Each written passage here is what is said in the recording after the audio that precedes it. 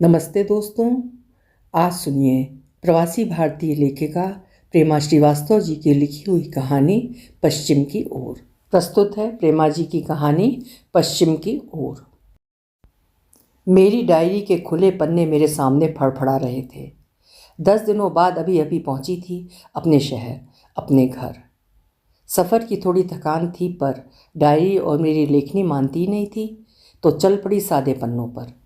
चलते चलते कमली का वो वाक्य, ऊ मानुस ना हमको अब बहुते अच्छा लगता है, दिमाग से उतर ही नहीं रहा था। झटके से उसे अपने कंधों से परे करते हुए तब मैंने उसे ऊपर से नीचे तक देखा था। अपलक, चुपचाप, नियत से छली हुई, समाज की निष्ठुरता और स्वयं अपनी विशुद्ध अनछुई भावनाओं से अकेली लड़ती हुई। वो बहुत निरीह, बहुत अकेली दिखी थी। इस चक्रव्यूह से वो निकल भी पाएगी? उसकी निर्दोष मायूस नज़र मैं अब भी भूल नहीं पा रही थी। कर जोड़कर असंख्य दुआएं मांगी इष्ट देव से, अब और नहीं प्रभु, जो उसके लिए अच्छा हो उसी पथ पर चले, ऐसी शक्ति उसे देना। मन उधेड़ बुन में लगा रहा कुछ दिन। वो अपने जीने की वजह खुद से मांग रही थी, इसमें गलत भी क्या था?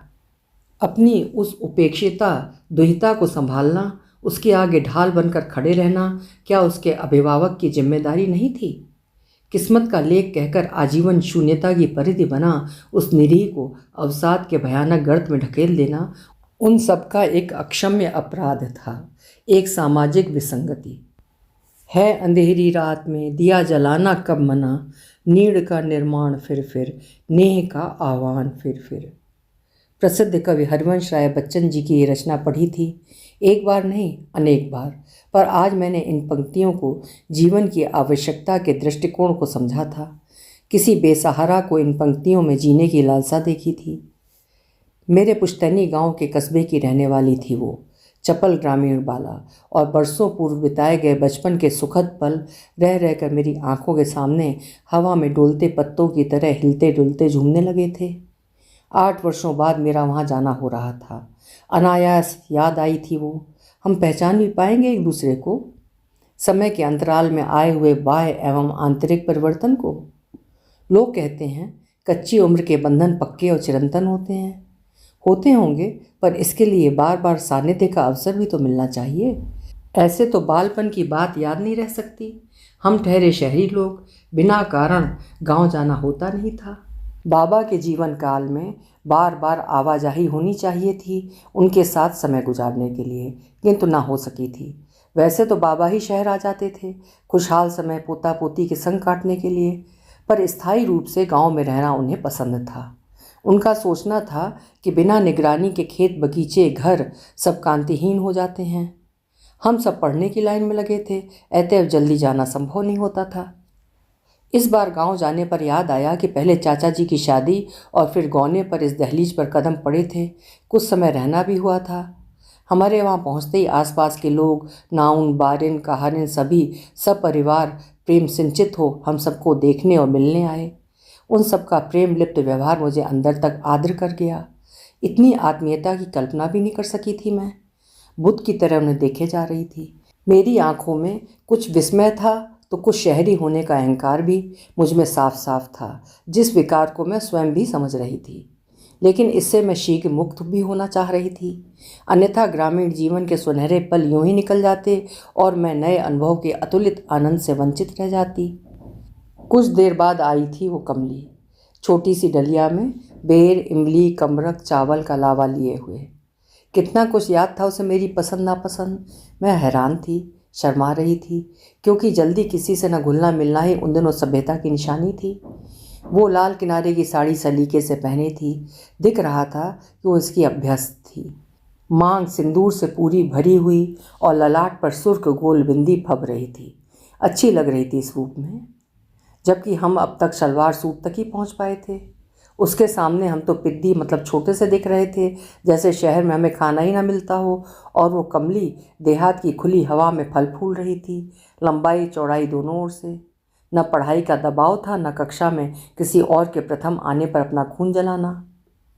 मैं शहरी तौर तरीकों वाली थी, अतः सूरज आसमान पर चढ़ाया था तब भी सो रही थी, पर वो कमली अंधेरे मुंह उठकर घर का आधा काम निपटा कर हाजिर हो गई थी मुझे लेकर घूमने के लिए।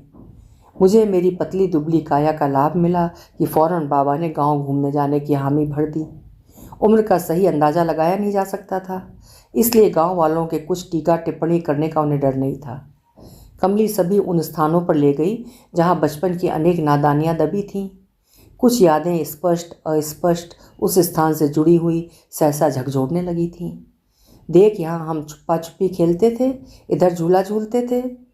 मेरे पैर के अंगूठे में कुछ चुभा था ना, तो तुमने धोकर पट्टी की थी। किसी को बताया नहीं था कि खेलना बंद हो जाएगा।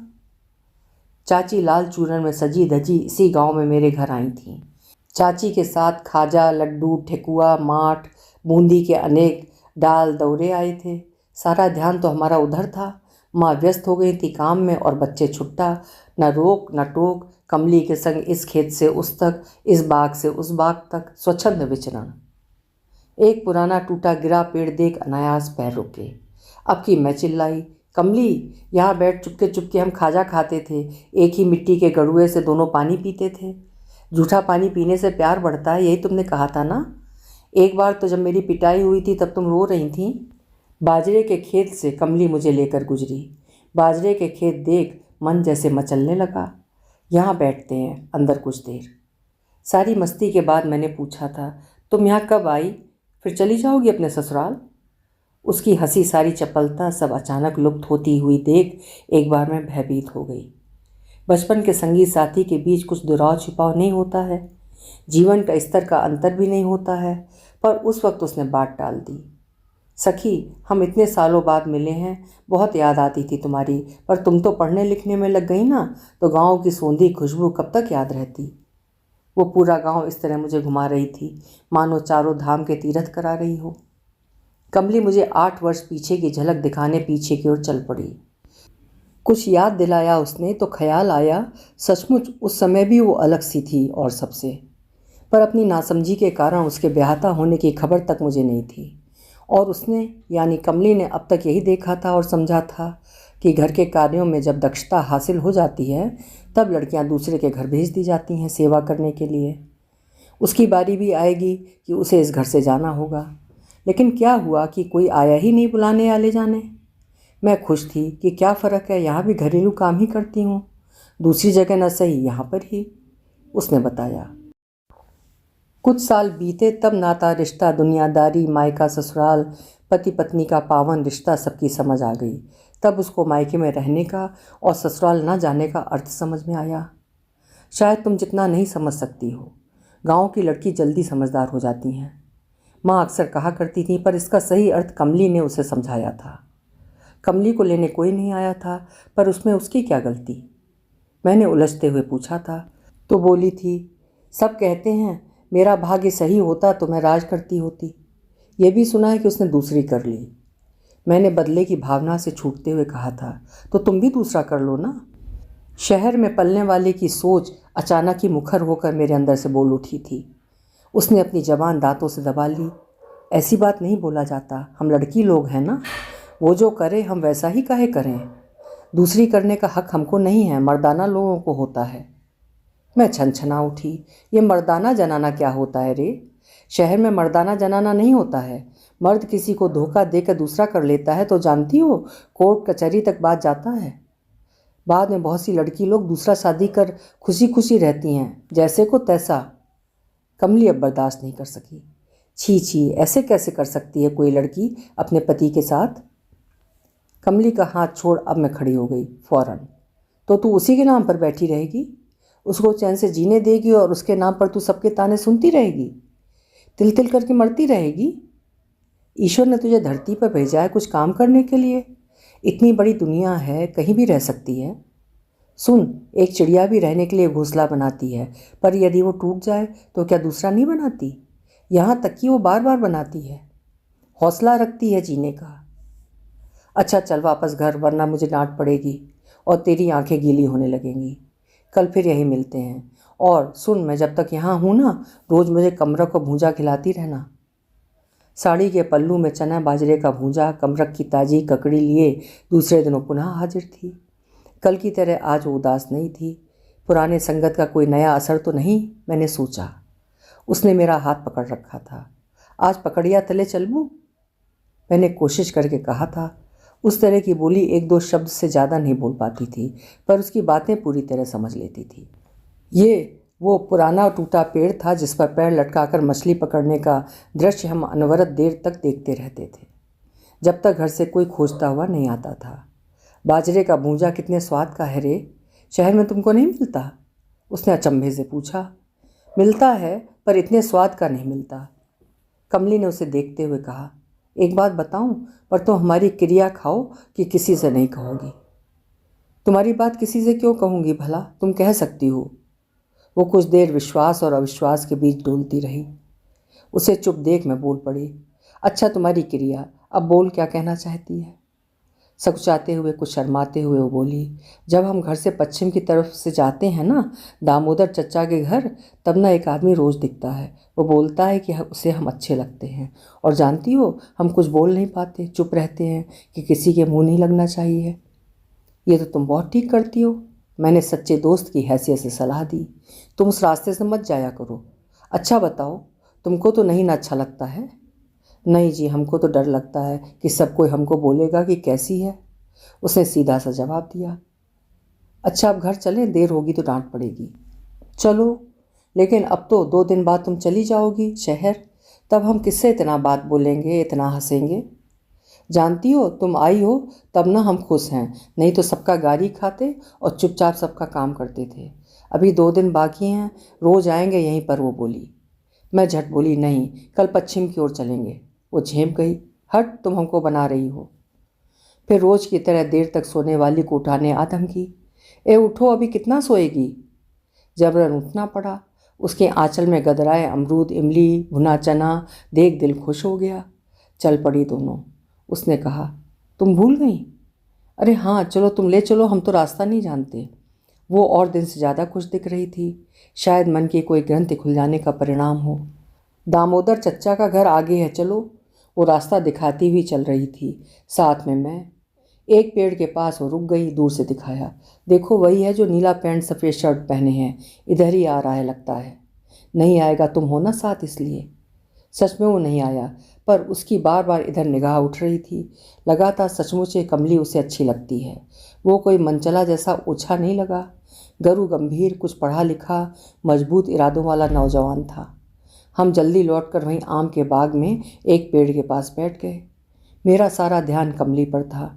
बार बार साथ समय गुजारते हुए अपने इस पुराने नए संपर्क की नज़दीकियों ने उसमें एकत्रित भावनाओं के बहाव का अवसर दिया था।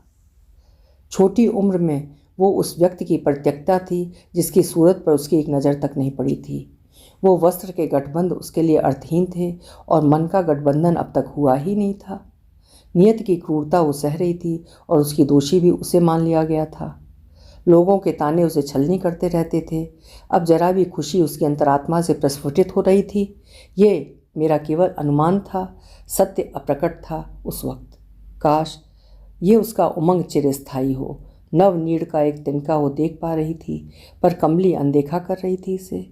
उसकी भीरुता, सामाजिक भय एवं सत्य को स्वीकृति न देना एक बार पुनः सब कुछ नष्ट न कर दे। सोच कर ही भय व्याप्त होने लगा। सोच उसकी, हिम्मत उसकी, निर्णय भी उसका, जिंदगी भी उसकी। गांव घूमने का अंतिम दिन था। चप्पा चप्पा छान मारा था इन 7 दिनों में। पहले अतीत के पल साथ दोहराए, फिर वर्तमान को बिंदास जिया। ये समय भविष्य में मिले ना मिले, ऊंच नीच से परे थी हमारी बालपन की गहनता। आज के दिन जितना बतियाना हो, जो कुछ कहना सुनना हो, कल किसने देखा है? मेरा सामान इकट्ठा करने और बांधने में वो सहायता कर रही थी। रह रह कर उसकी आंखें गीली हो जाती, तब धीरे से पोंछ हंस देती थी। मैं शहरी बनी आंसुओं पर पूरी पाबंदी लगाने में दक्ष थी। कोरों पर आने से पूर्व वे बूंदें वापस आंखों में समा जाती थीं। रोना कमजोरी की निशानी थी ना, ये मैं खूब समझती थी। अभी 2 घंटे हैं।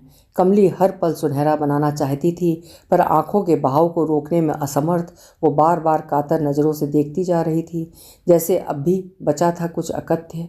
घर से निकलने का समय आया तो वो बेबस सी हिचकियाँ लेने लगी। रोते रोते अस्फुट शब्दों में बोल पड़ी थी, वो मानुस ना, हमको भी बहुत अच्छा लगता है सखी, पर हमको बहुत मार पड़ेगी।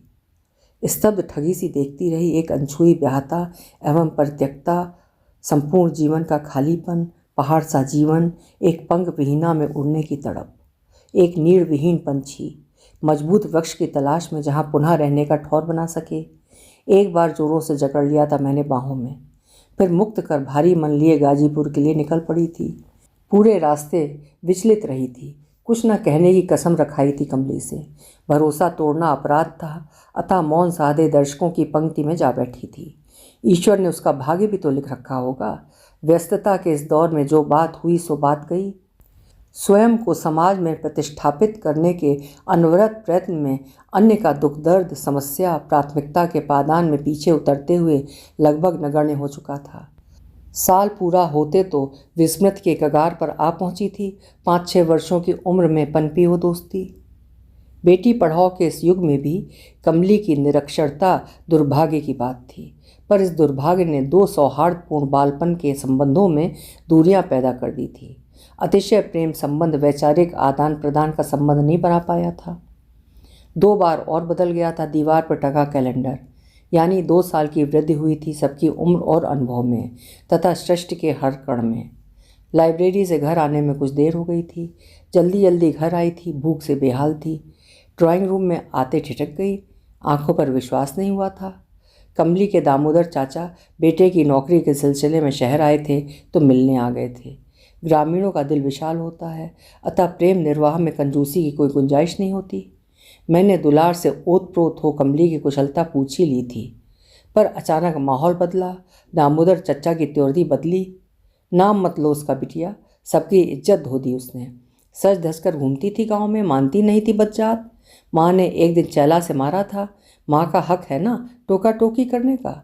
इतना गुस्सा आ गई कि फिर लौट कर घर नहीं आई। आकाश निकल गया कि पाताल। ऐसे भी कमबख्त छोड़ी हुई थी ना। चलो माँ बाप गंगा नहाए, मुक्ति मिल गई। मुझसे निवाला ना निकला गया। अभी आप सुन रहे थे प्रेमा श्रीवास्तव जी की लिखी हुई कहानी पश्चिम की ओर। आपको कहानी कैसी लगी कमेंट सेक्शन में ज़रूर लिखिएगा। कल फिर मिलेंगे। आपका समय शुभ हो।